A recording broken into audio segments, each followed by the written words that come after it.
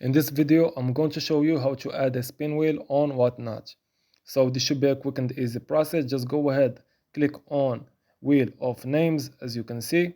And if you want to edit the names on the wheel, you can just go ahead, hit backspace and delete the ones you don't like.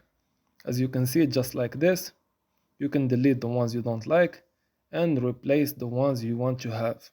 For example, you can change this and type in the one you like and then go to the second one and replace it again and go to the third one and replace it as well. So you can also go ahead, add an image, the background image. You can edit so many things. You can sort, you can shuffle, you can upload the image from here, and then you can go ahead, add image as entry. You can hit Ctrl plus enter to spin, or you can just click. So this was an easy and quick process video. As always, thank you for watching.